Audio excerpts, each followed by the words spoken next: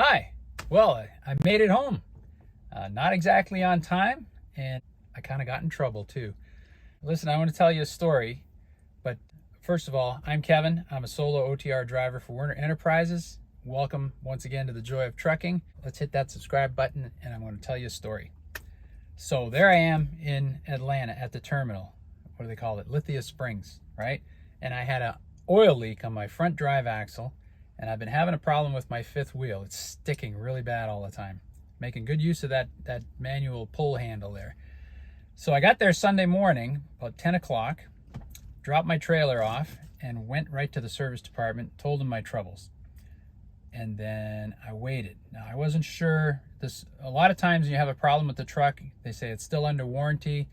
It has to be fixed at the dealership, or the dealer sends a guy over and he'll work on it here, blah, blah, blah.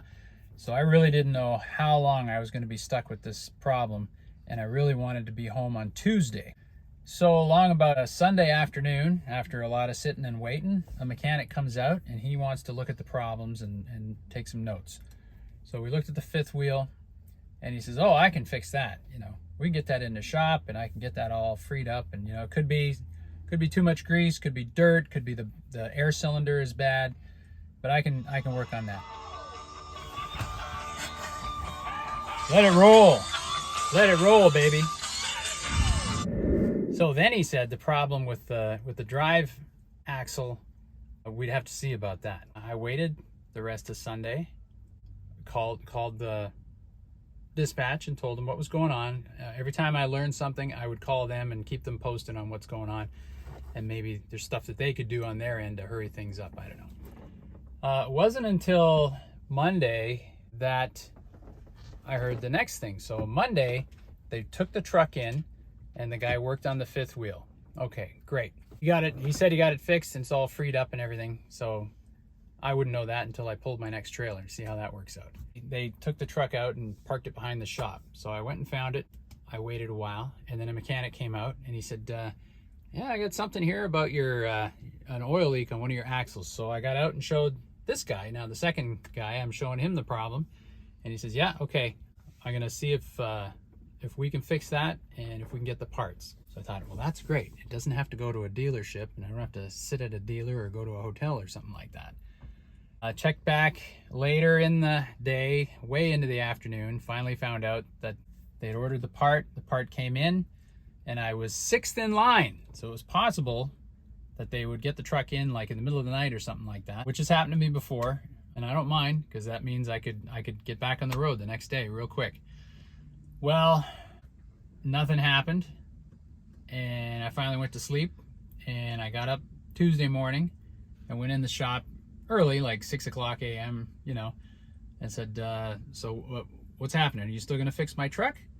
And the fella said, oh yeah, I see here your truck needs that oil seal on the drive. Nobody on night shift knows how to do that. So you had to wait until the day shift comes in.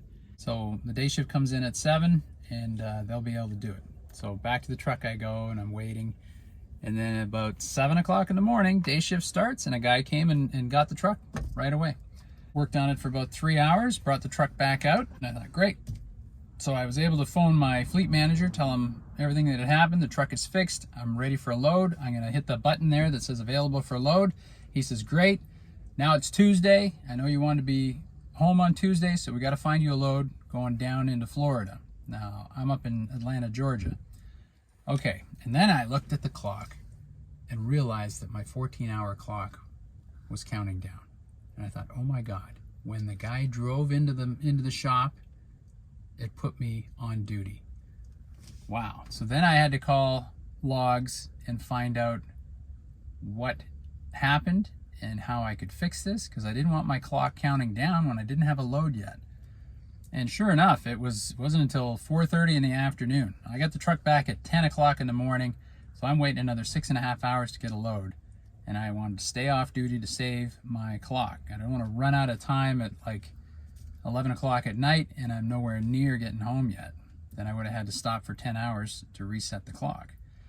So the logs department kind of helped me out and told me what I'd done wrong and what I could do to fix it, but there was no changing the fact that it went on duty when the mechanic drove it in.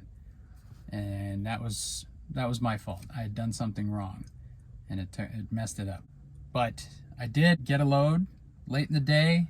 I delivered the load, and when I was finished, they tried to give me another load, which would have taken me 3 hours in the wrong direction, and they thought they were doing me a favor. See, these guys, I don't think they know their geography very well, because going from southern Georgia, I would have had to just go straight down, all the way down Florida to get home, and instead they wanted me to go east for a couple hours, and the dispatcher said, well, at least it gets you into Florida. That must get you closer to home. I said, no, that takes me in the wrong direction. I should be going straight south, and you got me going east for a couple hours, picking up a trailer, driving it 20 miles to drop it off at a drop yard so it can split. I mean, what?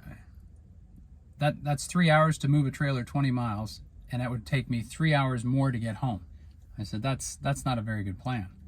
So he said, okay, we'll remove that load. You drop off this one load and then just head on down to your home time. Well, I did that. I drove all night and I got home, and now I'm home with my honey bun. So the story ends happy, I guess, except for that trouble I got into, because I wound up getting a written warning for going over my 14-hour clock. So more confusion resulted because it went on duty when the mechanic drove into the shop with my truck. But that's another story, so stay tuned for that one. That should be interesting. All right, so that's all I have to say for now. Give it the thumbs up if you like this video, you got something from it. Put some comments down below. I'd like to hear from all you guys. And there's a call, you gotta go! I gotta take this call right now. Okay, thumbs up down here, hit the subscribe. See y'all down the road. Let it roll. Hello there. Just having trouble getting up here. Oh, Kevin's home. Everyone's excited to see Kevin. Whoa, whoa, whoa, whoa. Whoa. Just vibrating here. Welcome home, honey. Thanks. Nice to be here. Yeah. We are aware and very grateful that some of you follow our journey very closely, so I just don't want there to be any confusion. This is Kevin's home time, but we are actually at the home of friends of ours, where we are so grateful and happy that they keep this lovely St. Croix themed bedroom for us. Our actual home is this big blue thing, and our RV, Dusty, that some of you have met in previous videos, which we have lived since 2017. So just wanted to clear that up, and thanks for watching. We hope that you have a wonderful day. With love from Kevin and Tanya. Bye-bye.